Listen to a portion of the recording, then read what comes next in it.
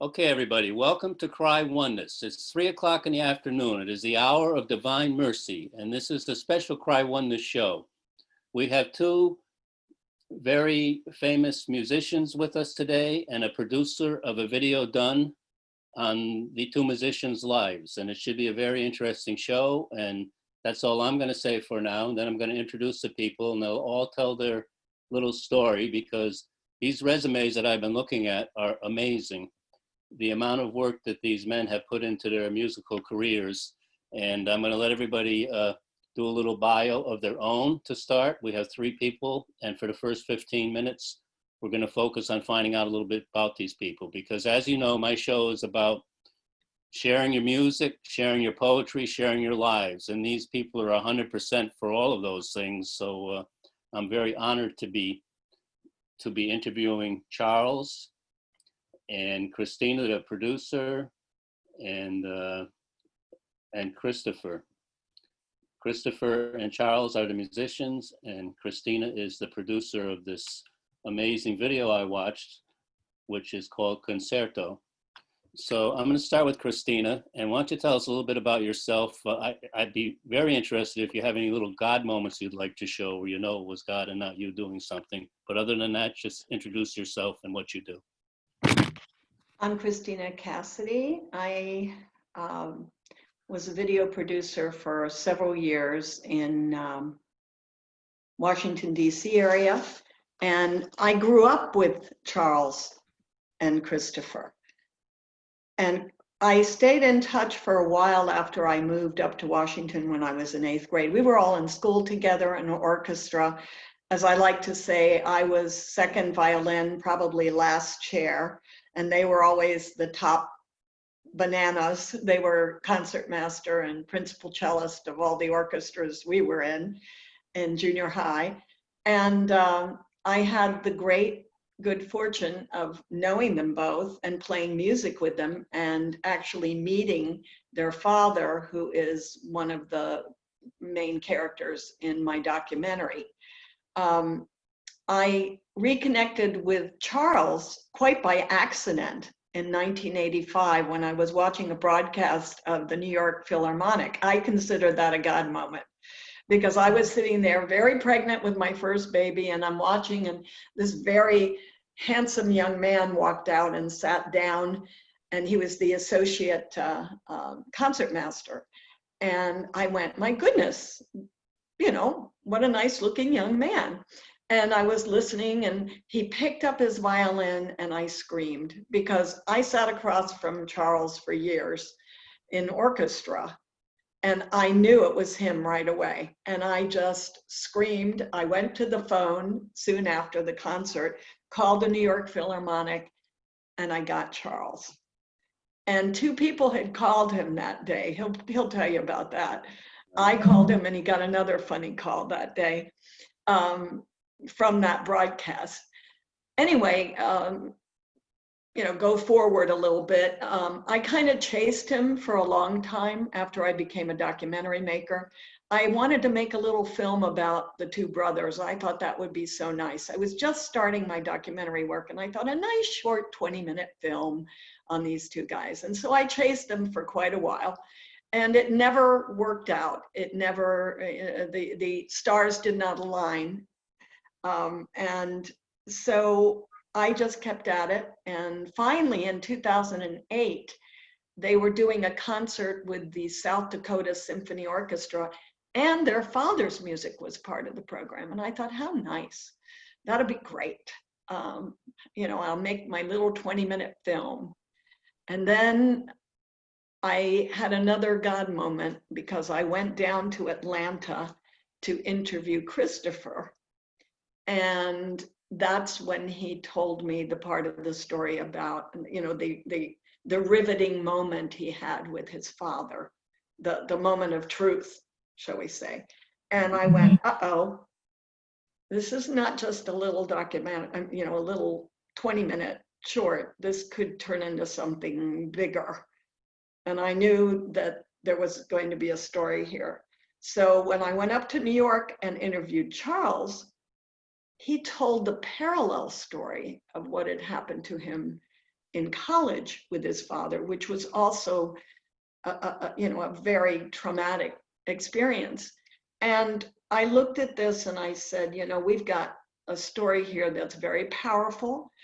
And the whole idea of the concerto, it's called concerto.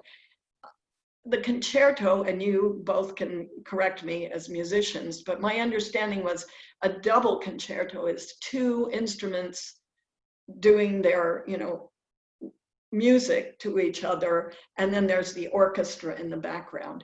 And that to me characterized the story beautifully. Here's one brother and another brother, and they're, playing the two instruments, and then there's the big orchestra in the background, which reminded me of the father, the imposing father in the background. So that was part of the reason for the choosing that. And also they played a double concerto with the South Dakota Symphony Orchestra. It was the Paulus. Right. And So the camera goes to me for a second. That's the photo I have up behind me. Is the two brothers playing in a concert. Yes, that was the original, one of the original performances in 1996. They did I can let them tell you more about that, but they did a concert together. They actually, it's a long story, so I'll let them tell it if they want, but they ended up having both orchestras commissioned Paulus, the composer Paulus, the American composer, to write a piece for them, and they performed it with the New York Philharmonic and with the Atlanta Symphony Orchestra, and it was rave reviews from both. And that they were recreating that in South Dakota. But it's been a real God odyssey the whole way. It's been a very spiritual experience. I think it was for all of us. It certainly was for me.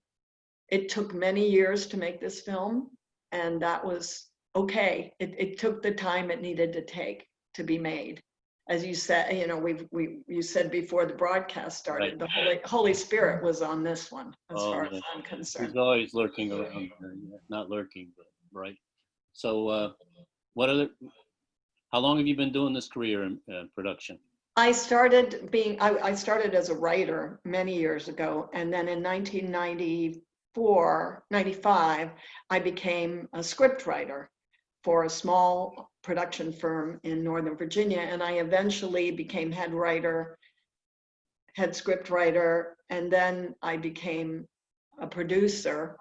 And I decided when I left there in 2007 and came to Charlotte, I now live in Indian Land, South Carolina, right outside of Charlotte, that I wanted to make this story, this small film that I was going to make. So I decided to start my own company, and every penny I made was made as a producer. I started doing regular producing work here, went into making this film. So a little bit more about this film. I've been doing some research on the film itself. I see it's been on some film festivals, and you're trying to get it awards and stuff. Tell us a little bit more about what's going on with what's the future of this film. I know you've been marketing to specific groups, and it's copy protected, but do you have any intentions in the future? Oh, I would love to get this on, my goal is to get it on Netflix. Right now, I'm trying to raise money to get something called E&O insurance, which is errors and omissions insurance that films need. And it's very, very expensive. So that's also, that and COVID have held us back a bit, because I was on the verge of the fundraising when all of this hit. And also film festivals aren't happening right now. But we have gotten several awards. We premiered at the Atlanta International Film Festival. We got a standing ovation. We did not win an award in that, but I've never seen anybody get a standing ovation at a film festival that way. And I was really quite amazed, and it really touched people's hearts. And then I was nominated as for a Best Director category at the International Madrid Film Festival. I did not win, but I was nominated. Then we won Best Documentary and Best Film of the Festival at the it's Classical Arts Film Festival in California. So we did really well there. And then we won at another festival in New York called the International, I think it's the International New York Film Festival or the New York International Festival. I always get it confused, but we won Best Documentary. So everywhere it's played, it's gotten incredible response from people. Well, my response is incredible too. I told you, and I want to say it in front of the brothers, I had an amazing increase in the amount of healing I had in forgiving my own father after viewing it. And my father was in World War II on a ship that was bombed by kamikazes. And we had a rough time when I was growing up. And I think it was because I was so much like my father, to be honest with you. You know, we didn't rub the right way, but I had emotional issues, a lazy eye, and my father wanted me to man up. So I had some difficulties, but I always loved my father. And I know now that the hard time my father gave me was kind of necessary to make me who I am today. And that's exactly what this film substantiated with me in my spirit. And I thank you all for putting it together. And if you ever need an endorsement, let me know. Thank you. Who would like to go next, Christopher or Charles? What's the... Let Charlie go next. Charlie? Hi. Yes. Okay, so Charlie, it was great talking to you on the phones a couple of times. I Yes, really identified right. with both you and your brother because of what happened in my life. And it's funny how wounds tend to bring people together. And Right. so I'd like you to share something about the positive stuff that's going on in your lives right now before we go back and start talking about your father's poetry and everything. Tell me a little bit about what you're happiest about in your life. What really stands out as being a moment where you really felt overjoyed with what you did? Well, I think it would have to be some of the happiest years I ever had was when I first got out of school. I had a full scholarship to Florida State University, where I studied with a great teacher, Richard Bergen, who was a concertmaster and associate conductor of the Boston Symphony for over 40 years. Uh-huh. And immediately after that, I joined the Philadelphia Orchestra, where I was for 8 years. And then I became associate concertmaster of the New York Philharmonic under Maestros Zubmeta and Leonard Bernstein. And I was also a guest concertmaster of the London Symphony for a tour of England. And then after that, I was doing a lot of recording and solo work. I ended up relinquishing my chair after 19 years. I went right into the first violin section, which had less responsibility, so that I could take off when I needed to. And I retired in 2017 from the New York Philharmonic. Uh-huh. And I became the chair and professor of music history at Holy Apostles College and Seminary.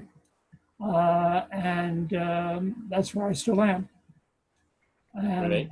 And so that was kind of my life in a nutshell right there. So after all those years of performing, it was interesting to take all of that 45 years of experience with music and get it into some sort of chronological order in order to teach it as music history. So I have really enjoyed doing that.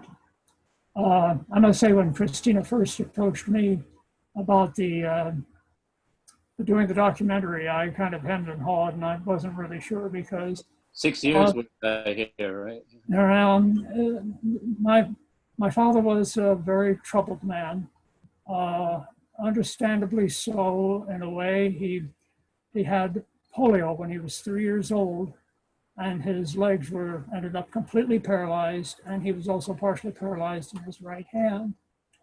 But he was gifted with a lot of intelligence, but back in those days, we're talking early 1900s. He was born in 1909.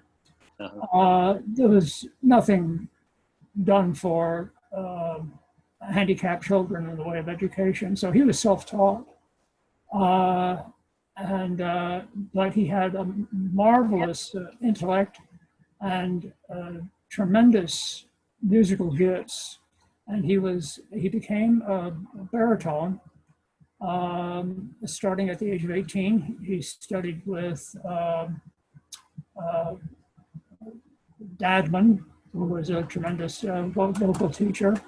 And he became a soloist with the NBC Red Radio Network, with the Travelers Insurance Orchestra. And in 1935, he moved to New York and studied there with Alfredo Martino, another great teacher. But he also was very interested in poetry. And he wrote his first poem when he was 18 with no previous education. And he sometimes would go for periods of time when he would write a poem a day. And his favorite form in which to work was the sonnet. But he wrote other things, subjects of love, death, sometimes his own death. He would sometimes combine the two. Also, he would write miniature portraits of other people. Nature was a favorite thing of his. And he would also write religious poetry, sometimes contradictory standpoints. Right. But the problem with having had all this problems with his health, the polio also left him with a double curvature of the spine. He was often in great pain. And, but he had a problem with getting along with people. He would, in an effort to control the circumstances around him, he could be very abrasive. And when he ended up having a family, I don't remember too much of my father talking to us below 110 decibels. I mean, it was a quite, he had real anger problems. And we can talk about that a little later as to how that manifested itself.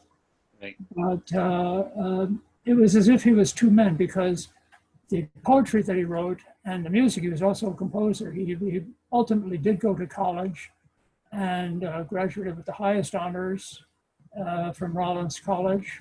Right. And some of his music is very touching, as his poetry is as well. And but it was almost as if he was two men. The man that wrote the poetry and the music was not the man that I knew as a child. Mm-hmm. So this putting together this poetry book that we're going to talk about sometime later has been something, my trying to get to know the man that I did not know as a child growing up. What made you decide to put his poetry together and publish it despite all the problems you had with him? It was a way of honoring my father in a way, the things that he could do, because the farther away I got from him after his death, though I must say I still occasionally have a nightmare about him, the more I wanted to know the man that I did not know as a child growing up. And you see that sometimes in the music and in the poetry. So that's part of why I did that. And also because I did want to honor the good things my father could do. That's great, Charles. In form of God moments, I like to share a little bit about myself personally. This is a God moment in my mind. You know, I started writing poetry in 2008. I was in a room with a meeting, and I just said, I wonder if I could write poetry. And within 2 seconds, my first poem came out. But my most recent poem that I wrote, I'd like to share with you guys, is something that I think is kind of all about what we're talking about. This is my perspective on God right now. It's called One Bites Many, and bytes is like gigabyte on a computer. We are one of trillions and trillions of pieces and faces of the Creator's great love in action. Objects and subjects complementing the universe, imitating and desecrating, praying and cursing, loving and leaving, feasting and starving, grateful to live, but destined to fade away with time, precious but expendable, competing for affection or in rare precious moments, just happy to be. In the end, we're all just one of many portrait pictures from a vast series of great and sometimes not so great photo opportunities, eventually carefully packed up and stored in one of the Creator's old photo albums, sorted in descending order by the number of good deeds done, pending quality control checks and final distribution. I doubt that God has computerized this process because he doesn't want to lose his job to a machine. He's also a little jealous of Siri and surely hates at least one apple for the trouble it's caused mankind. So that's my poetry. And when I read your father's poetry, I was deeply moved by the emotions in it. And I saw what's in my poem, the constant, we're always here and there, never there, you know, we're just, it's a constant like struggle. Good and bad things happen, but somehow miraculously we all survive and get through it. And that's my current belief. And also the God moment I experienced, you're sharing about Rollins College, and my sister's son just graduated from there 3 years ago, and now he's married. And I wrote my second poem on the campus of Rollins College. So that in my mind is a God moment. Okay, so Christopher, would you like to share now? Yes, it's my perspective is a little, I don't know if you can hear me with the road noise. Are you fine? Okay. My perspective is a little bit different than Charlie's. Charlie was the firstborn, and there's a large part of Charlie that's the dutiful son. And I was the secondborn, and I was the fighter.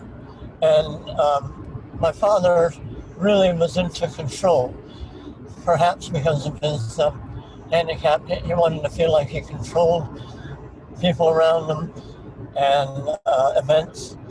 And I rebelled against that. So a large part of me is still fighting that control, because when you're brought up that way, very young, and he was a God image, really. He wanted to be a God image to us. And so for me, when I felt interaction with the real God, our Father in heaven, it was very uplifting to me to know that I was accepted for who I was and not for what someone else wanted me to be. But part of me still puts my father's personality into God, and I have to fight that a lot, you know. So, but, you know, I'm glad that Charlie has put together the poetry, and we've both been involved in performances of his music. He never really followed through on a lot of his talent. I mean, Charlie and I have talent, but we went to work every day, or every day that we were supposed to anyway, for 40, 50 years. But my father didn't have that stick-to-itiveness. Somehow in him he felt he deserved adulation just for being talented, and that people would realize that. But the few things that he did do, some of them are very moving and very beautiful. Yes, and what about your background in the music business, in the concert? What have you done that you really enjoy doing your works? I know you're involved with the festival down there in Atlanta every year. Do you have any other things that really move you?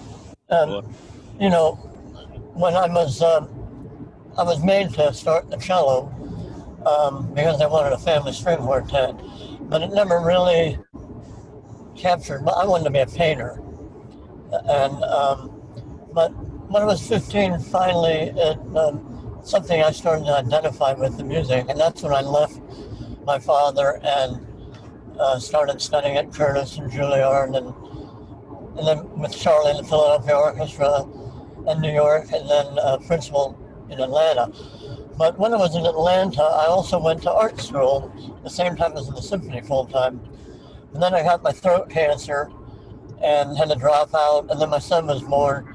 So I stopped really painting for a long time, and we had bought a vacation property in Amelia Island, Florida.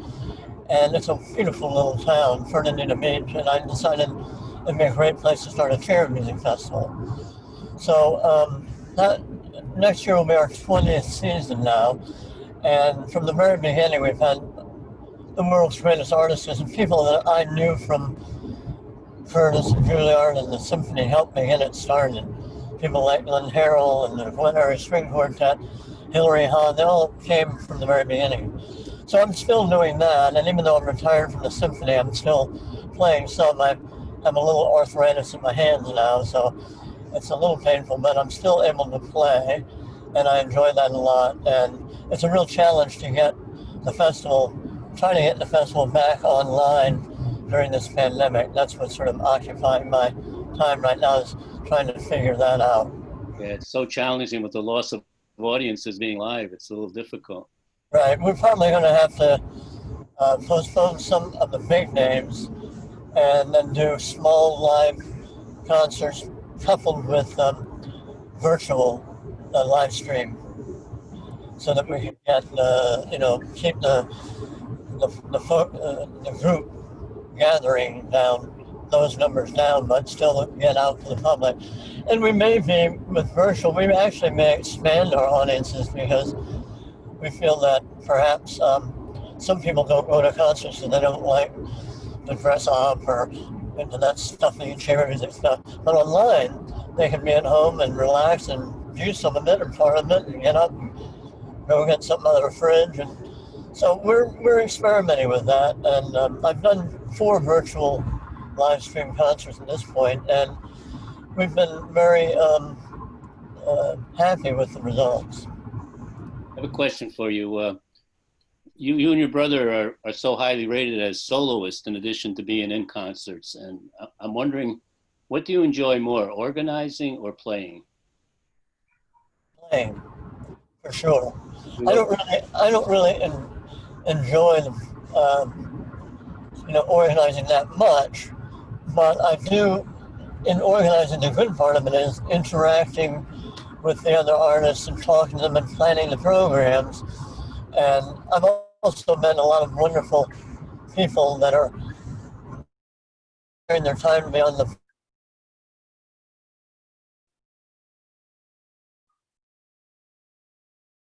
Okay, we just really enjoy it.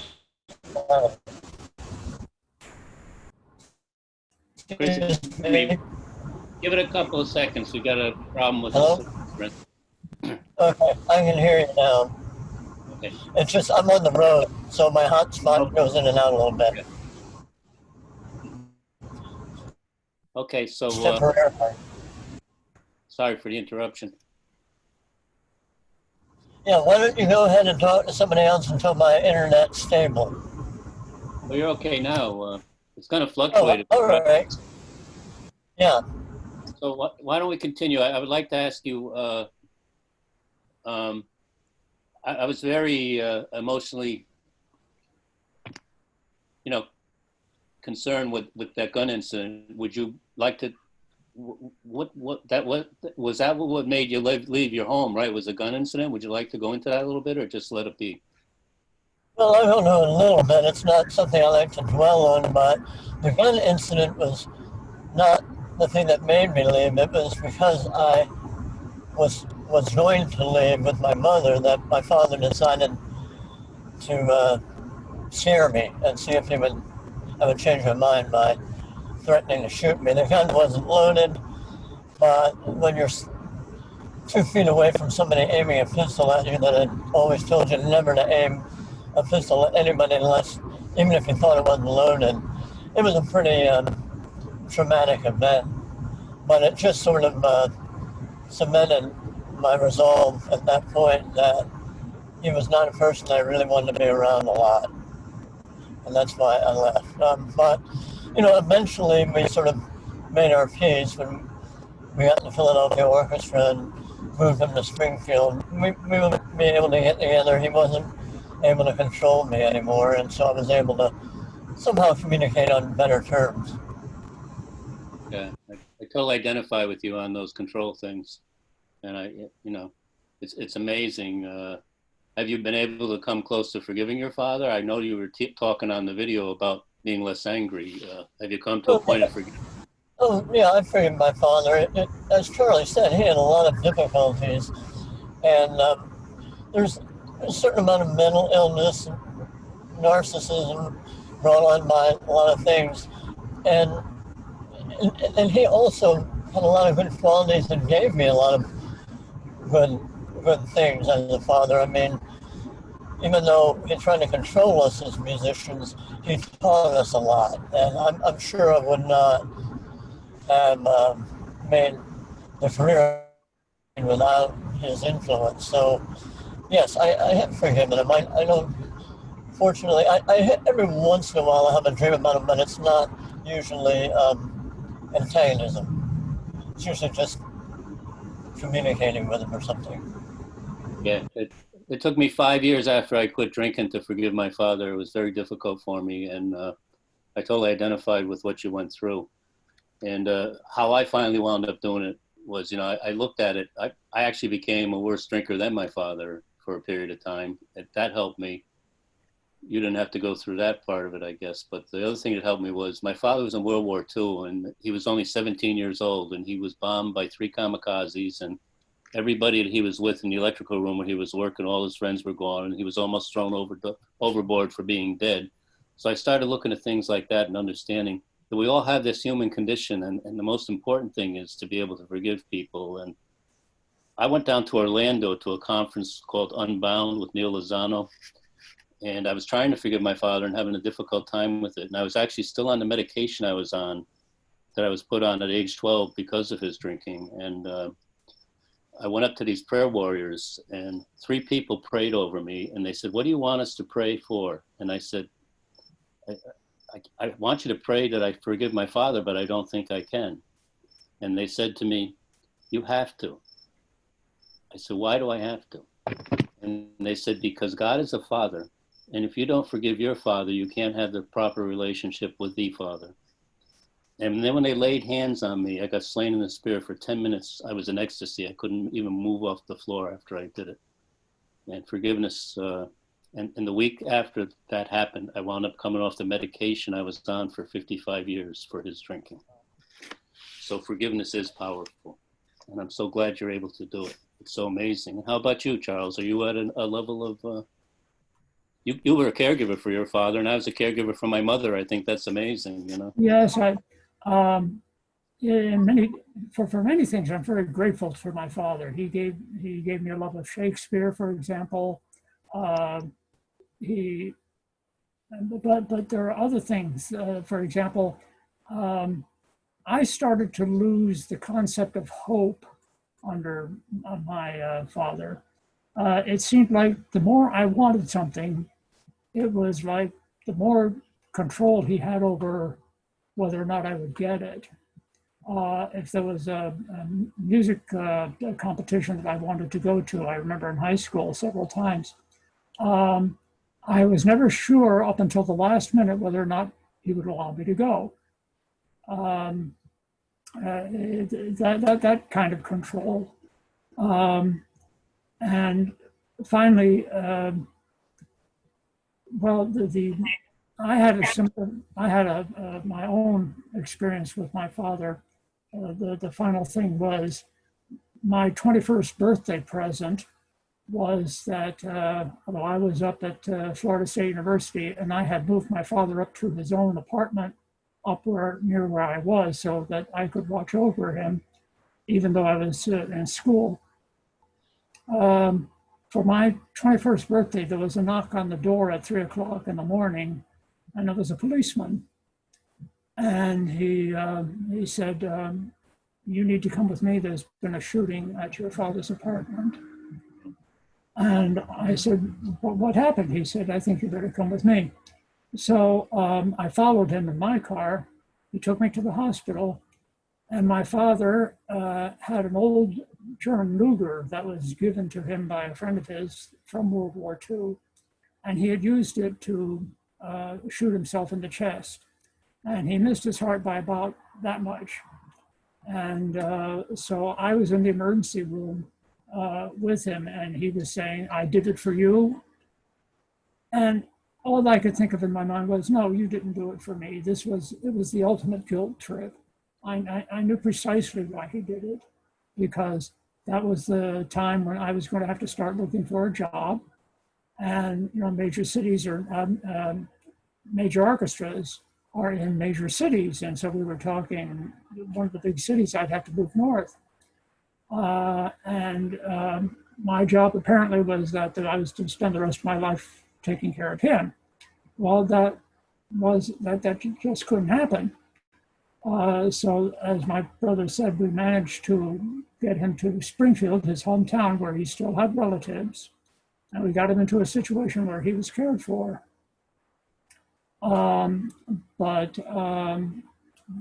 Then he had a stroke while he was up there, and then he passed away within a year. So, it was, that was just a very troubling time. It was when I found out that with my own emotions, when a tragic moment happens, my emotions shut down. I became, when I saw my father there, I was in the room and I helped, and I just, but it was interesting, I just didn't feel anything. It wasn't until later that I felt the horror of what he had done to himself. And that's in moments of tragedy, that's funny. My emotional reaction is that I shut down my emotions so that I can take responsibility. That's just the way it worked out. Yeah. I had a little story about something similar. I was in Vero Beach, Florida for a year. I wound up, I couldn't take the heat down there and moved back to Connecticut, but I was sitting by the pool and there was a woman and a fireman down, and the fireman's wife was sitting by the pool side. And I was laying in a chair and I didn't even know her, but she was saying, I can't take this anymore. I can't take this anymore. And I said, can't take what? You know, it got a little nosy. She said, I can't take it anymore. My sister. I said, your sister's here with you? No, my sister. She killed herself and I cannot forgive her. And I said, wow. And I had just done a presentation at St. Helens Prayer Group on my salvation story. And I called my spiritual advisor to see if I could help this woman. And he said, Joe, read her your story. And I did, because I have a bottle of pills and I almost killed myself. And that was in my story. And that was just before, just after my mother was taking care of her with Alzheimer's. I was my parents' caregivers for my whole life. I was codependent in addition to everything else. And I almost offed myself. So I read my story to her, and she went up to her room and she said, I can't do anything. I can't go to church. I can't receive communion. I don't know what I'm going to do. I can't forgive her. I can't forgive her. So I shared my story and she didn't say anything and she left. And that day I got moved by the Spirit to write a poem. And the poem was, write this and put it under her door. Heart of my heart, window of my spirit. Forgiveness owes no penance now. Forgiveness owes no penance now. Follow him through deep oceans of peace to warm shoulders of love. And I scribbled it down on a piece of paper and put it under her door. 2 days later, she came down and she said she went back to church and she had forgiven her sister. This is the wounded healer concept. You know, when you have wounds that somebody else has, or when you share a story that helps somebody be free, that's how the Holy Spirit works, I think. But you need to have the same malady to help the person. That's my belief. Sorry to interrupt, but that just came to me. Oh, This is a spiritual show. So, May I comment on that, Joe? sure. I Anybody? just want to say, Yeah. I just want to say that one of the powerful things for my involvement in this, first of all, so grateful that these two incredible men opened up their life to me and hence many other people. And secondly, the thing that's really amazing for me, every time the film is viewed at film festival or fundraiser, the amount of people who come up and talk about what you're talking about, that they had either a father or a mother or a sister or a husband.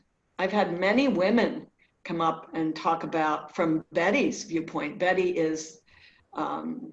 was Charles and Chris's mother, and what she went through with their dad and the emotional abuse. I have so many people come up to me and talk about it and how this has touched their lives and how much they appreciate that, as you said, that they were able to see this film and these people's lives. Mm-hmm. You know, it's a very powerful testimony to, you know, and I think Charlie and Chris may speak to this too. They really, if I'm not mistaken, you guys can correct me, you really hadn't talked about all of this much over the years.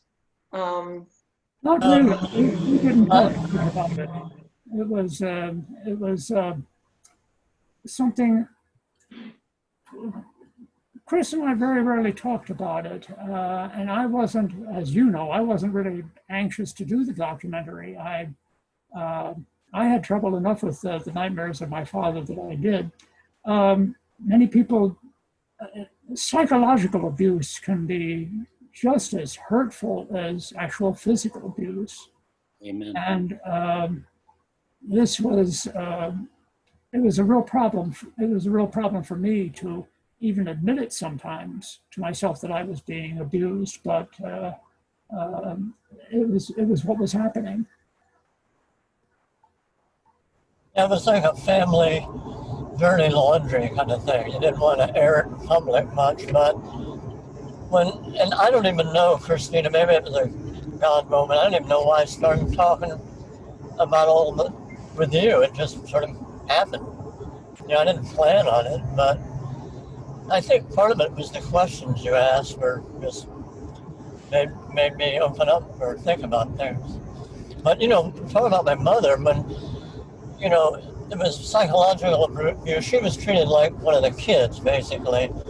But, and I can't even go into the indignities that he put her through. But when she left him and she finally met an old boyfriend that she wanted to marry, she went to the divorce lawyer and talked to him, and he said, well, you have no grounds for a divorce, I'm sorry. And she told me that, and I was at Curtis, and I went right to Gettysburg. I took a bus and went to talk to the lawyer and told him what had gone on. She had pushed it all out of her mind and couldn't remember the bad things or couldn't face them to even tell the lawyer what she had been through.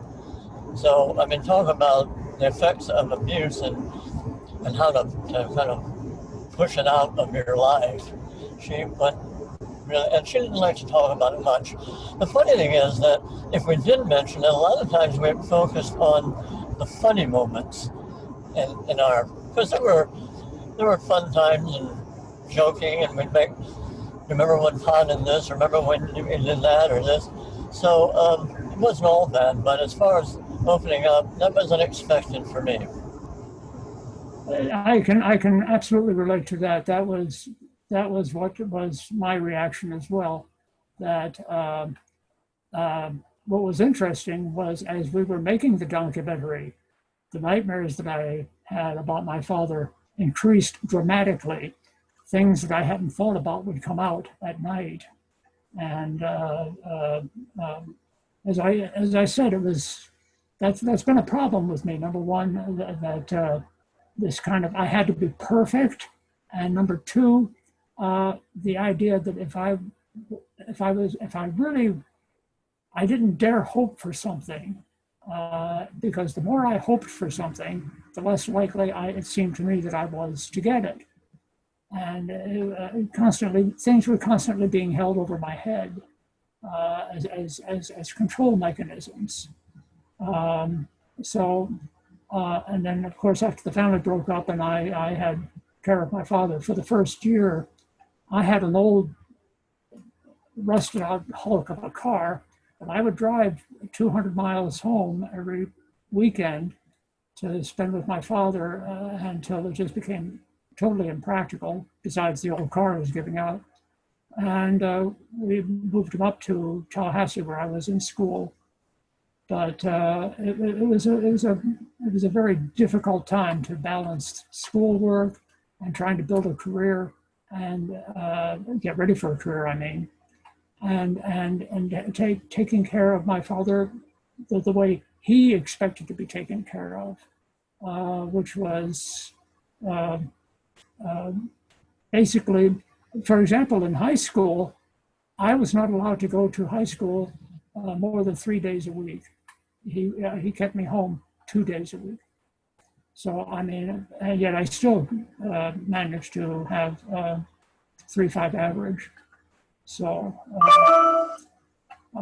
it was a very difficult time. It's amazing how much, though, of that I have put out of my mind.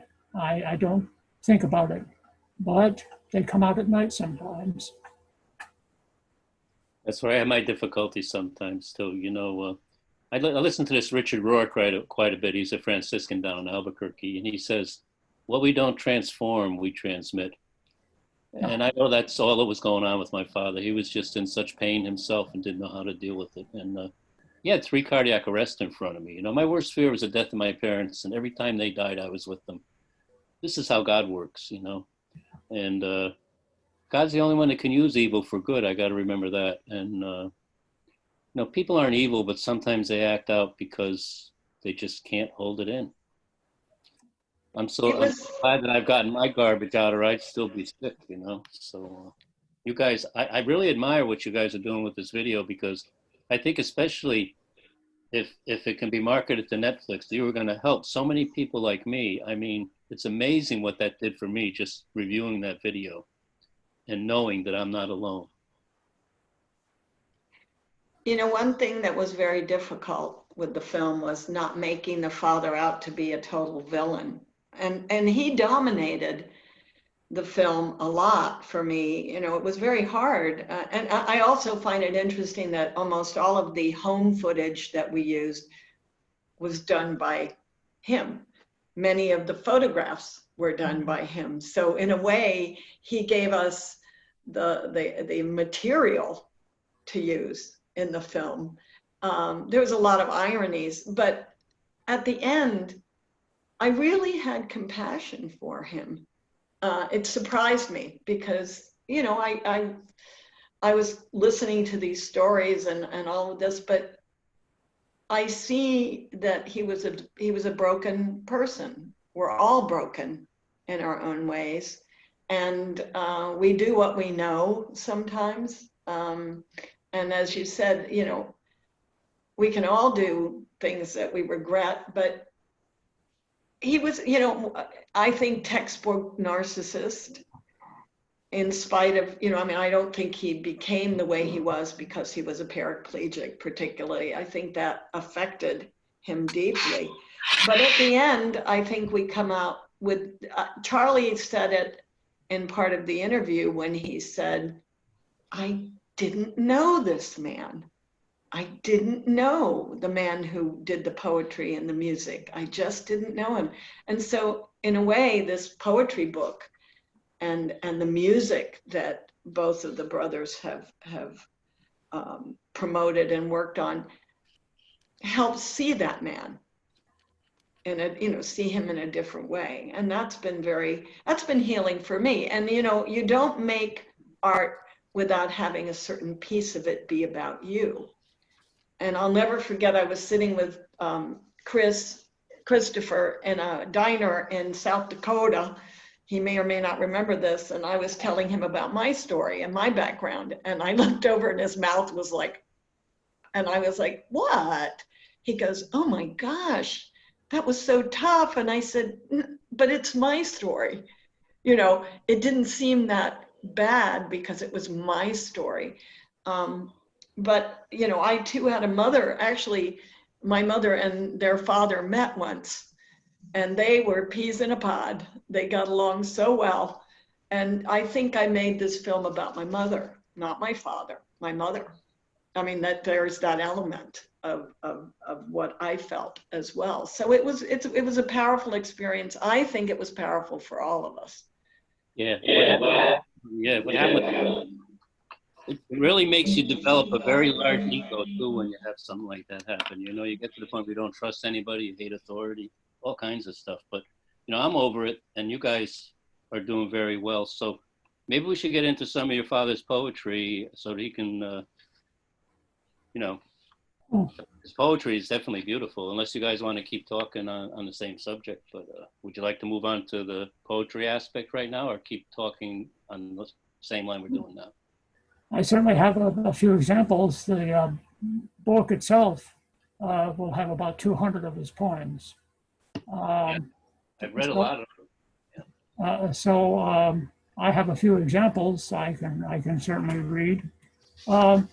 Probably, well, the first one that I had published on my own was one called The Last Man. My father wrote a lot of sonnets. His poetry is going to be mostly in an older style because he wrote most of it in the 1930s and 1940s. So it's not what you would normally read today. But one of his favorite styles was the venerable sonnet. And I actually got a bit of fan mail from an English professor who was writing to the author when he read it. And he said, it's amazing because, you know, the first 8 lines are one sentence. And he says, there are so few people who can use the English language like that. I felt sorry I had to tell him that that person wrote that had died in 1973. Yeah. But anyway, there was this one, The Last Man. Restrained no more, the last rebelling man, alone as he had always wished to be, sole monarch of himself, with not a clan, nor tribe, nor state, nor nation left that he, protesting, must obey, has sat him down upon the last green acreage of sod, and woven of the pliant grass a crown to show the rotted dead that he is God. To show the dead his is the only face, his thought the only consciousness, his eye the only judge of substance or of space, his skull the only congruence with sky. And singing loud his praise, he spends his breath, extinguishing the universe in death. Very powerful poem. That was the first one I had published. That's amazing. It's talking about pride and ego too, isn't it? Yes, it is, isn't it? I think so. That's what I get out of it. Yes. Very good description of it. Anybody else want to comment on the poem? I can come up with another poem. This is one of my favorites. There's a type of poetry called a cinquain. And a cinquain is, it's similar to haiku, where haiku will have 3 lines. The first one has 5 syllables, second line has 7 syllables, the third line has 5 syllables, and it doesn't rhyme. It's just you have a certain number of syllables to create a thought. Well, a cinquain is somewhat the same thing idea.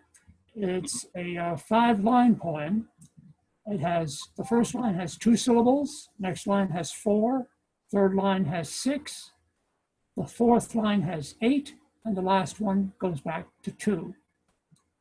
And this one combines, there are 4 cinquains in a row, and the last one has kind of a macabre surprise ending to it. And one of his favorite topics to write about was nature. And so here they are. It's a set of 4 cinquains. Rain is upon water like small silver hammers that play sweet fairy music on wavelets. The moon is a lovely lady whose train of clouds is held from the dust of earth by a star. Seagulls flying in the sunlight are foam flecks spewed from the tips of waves, maddened by the wind.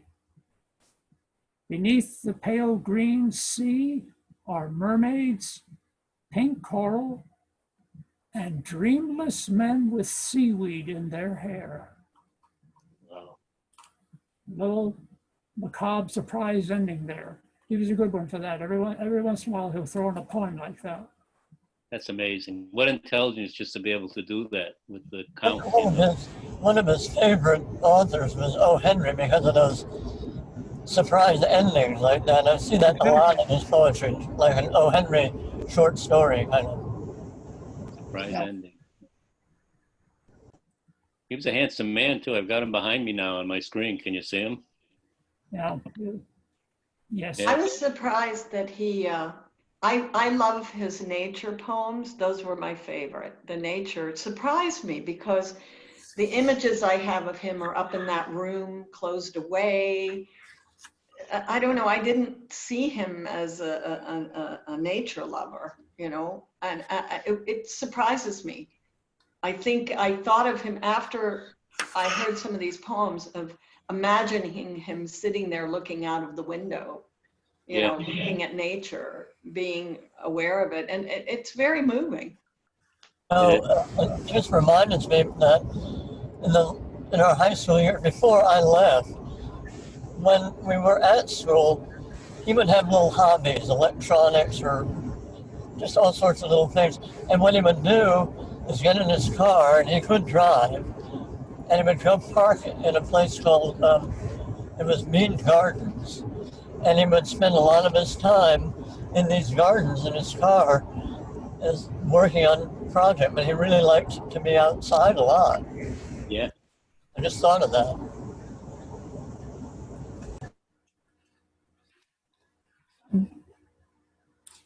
I'm trying to find a poem here. I was talking about nature poem. Christina was talking about nature poems. I'm trying to find one of his. Yes, here it is. One of his nature poems. It's called March and the Maiden. Loud march, wind shattered, tired with the fight. His garments tattered, stands aside for April, his hair awry. Blonde April with timid sighs, stepping daintily, raises tear-wet eyes. Foreseeing his wild look, she knows he is soon spent and passes by, lifting her soft white skirt clear of winter's battleground. Giving her curls a toss and flirt, she dances off to a green-clad world, leaving poor ragged March to die. But I love his description of April there. For she raises tear-wet eyes, his way of saying April showers, you know. Yeah, there's another one on rain. Sinquanis, you told me? Sinquanis, is it? Yeah, I just read that. Yeah, that was the one I read. But that was a haiku, yeah, okay. We'll have to, like haiku, it's kind of a slightly different arrangement. Are you going to read the one on his grave? Oh, yes. That's His most autobiographical poem. That's what the book is named from, right? Right. Now he had, for example, this is an example. He didn't. He had early in his life, he did not want to be pitied for his handicap. Oh yeah. And so when he was in the middle of a singing career, when he was a recitalist, he would have the curtains drawn closed before they would open up, and he would be by the piano, and he would have his crutches. He could walk. His legs had totally atrophied. They were literally nothing but boneless skin on them. Polio from age 3, right? Yeah. Yeah, the muscles were totally gone. But he had these gigantic steel braces that would keep his legs straight, and he could walk with crutches. But he would have the curtains drawn. He would be in the U of the piano, and he would support himself with his crutches hidden under that arm, and he would support himself. And the curtains would open, he'd bow, and then he would sing. And then at the end, he would take out his crutches, and of course the audience would just gasp at that moment as he walked off, because they hadn't given any hint that he had a handicap. But when he died, we had a closed casket, which was not the custom for the family, apparently. We took a lot of flack, but my father had once told me, well, actually he told me more than once, he did not want an open casket when he died. So this might explain it. Listen to my song, gaze not upon me. My spirit long has broke these earthly chains. My soul has found at last a greener valley, and fetters not itself with human gains. My body broken would have tried to bind me, had not my mind reached out to nobler things. Now I am conscious of naught but beauty. Forgetting self, it is my soul that sings. Beautiful. And so It Is My Soul That Sings is not only the title of the poetry book, but we had that line inscribed on his tombstone. That's amazing. Now, I understand from what I was watching, I hope I'm quoting this right, that your father came to some type of peace despite the fact that he died in a hotel room. Somebody was helping him, that he found some peace towards the end of his life. Is that true? That is true. Yes. He was, how did that happen? Well, it was... He was all alone and he was at peace, right? Well, it wasn't that he was alone. He was in Springfield, and he had relatives who were there. He came from a large family of 9 brothers and sisters. Yeah. So they visited him often. And when we would come up to visit him, I witnessed it myself that even the rift between my brother and he was starting to heal. I almost got the sense that he was actually a little proud of what we had accomplished, even though the idea was that he wanted to be known as our teacher, and that he was responsible for us. Yeah. But in the end, he seemed to take a pride in what we had accomplished. And at that time, we had gotten into the Philadelphia Orchestra with the legendary Eugene Ormandy, but we hadn't even gone on to our bigger things. Chris becoming principal cellist of Atlanta, and I going on to be associate concertmaster of the New York Philharmonic. You guys have had a amazing journey, yeah. I don't really remember his complimenting us much at all until that last year. And then he said something like he enjoyed watching us in the orchestra with Philadelphia on TV, and that he was proud of us. And really, that had never happened that I could remember before. Not while we were young. He never said that. I never recall him saying he was proud. Sometimes he would, that's where I got my problem with perfectionism. Whatever I did was never good enough. I remember coming out after one concert, and he didn't say anything about how good it was. He criticized my mistakes. And there weren't many. I mean, there's no such thing as a perfect performance. Well, my father's the same way, and he was the same age as your father, and I'm the same age as you, Charles. So I'm wondering if it was just somebody old-timers did that just to keep their kids in line, I guess. But I always hated authority from the time I was young, I remember it always seemed that, for instance, when Charlie... Oh, we've lost you a bit. was young, I think 13, something like that. But the focus, my father ended up writing a cadenza, and in a way, that took the focus away from Charlie's accomplishment to show how wonderful my father is. In a way, it used my brother's abilities to focus on him because he wrote the cadenza. Or I remember when I played a Sassoon concerto at age 13, it was recorded, and some of the rehearsals were recorded, and it wasn't a perfect performance, and I'm always just focused on the errors.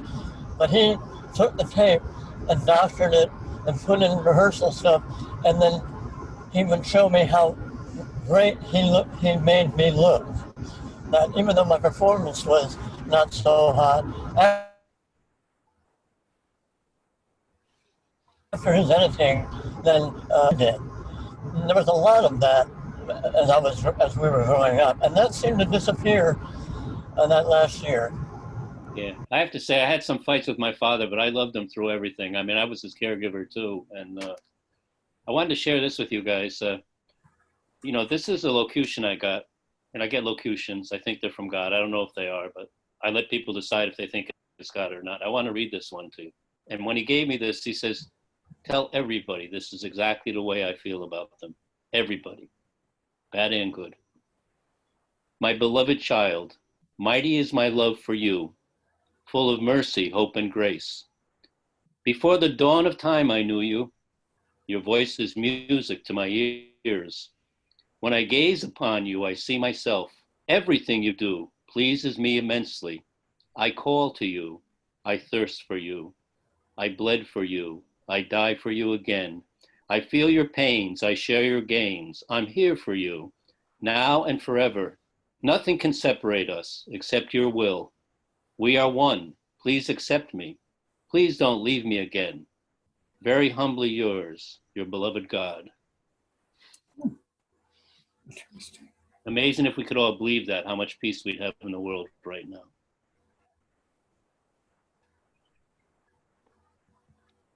One thing about their dad that I want to interject is that he may have been, I think, Charles, you mentioned that he had some anxiety, or he would antagonize people, or his personality. When I met him, I was a teenage girl, but he was bigger than life. And he was so charming. He could be so charming. But I'll never forget, he filled up a room. I mean, you were in the room with him, but you're kind of over here in the corner, and he's filling up the whole room. And I can't even imagine being a child of that. Well, yes, I can, because I had a mother like that. Actually, now that I think of it, my mother was very much like that. There was little room, but over the years, the forgiveness, the time, and I think that theme about in spite of or because of making this film, I was able to look at my mother and thank her for the art that she taught me about, the culture she gave me, the language. I'm bilingual because of her. The love for poetry, all of that I got from my mother. But it's the same with the sons. Your love, your intellect, your love of language, your love of learning. And you said too, Chris, that you were a good teacher because of it, because you were taught incorrectly even. I mean, you became very concerned about that. So it's so fascinating to me that our past, are we in spite of or because of? And it's both.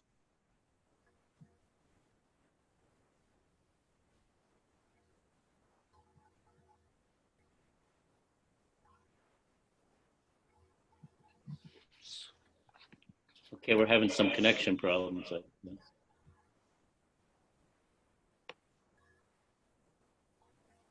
But can everybody hear me now? Yeah. Mm-hmm. Yes. I think we're back now. Yeah. Yes. Okay. So we've been going about an hour and 15 minutes, I guess. So maybe we should have a closing prayer or closing poem of your choice, Charles. Oh, why don't we close with Just let me say, it's been a real pleasure interviewing you guys. I don't think I've ever been this close in spirit to any group of people I've ever been with, and I appreciate you being here today. Well, I think I'd like to close with one of his love poems. And Oh, great. I have no idea why he wrote this. It's entitled Anniversary. It's another sonnet.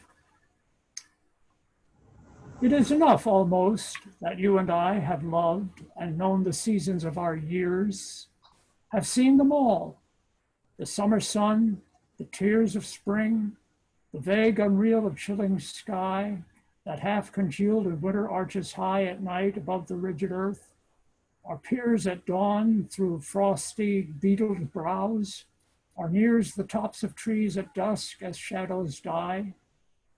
And we have known far more than poets sing of tender looks and warm embraces too. But still, this fruit is not enough for such as we who seek a further blossoming. Why should the past suffice for me and you when all that can yet come is not too much? Excellent way to end the show. And I want to thank you all for being here. Thank the Rex brothers, Charles and Christopher and Cristina Cassidy, their producer. I wish you luck with your show, and I pray that you get accepted by Netflix so that you can continue to help people like you've helped them already by distributing this great documentary. And good luck to you in your careers, and thank you for being with us. And the 4 principles of Cry Oneness: believe in miracles, don't lose heart, and use the narrow gate. And have a great day. Thank you, Joe. God bless you all. Thank you.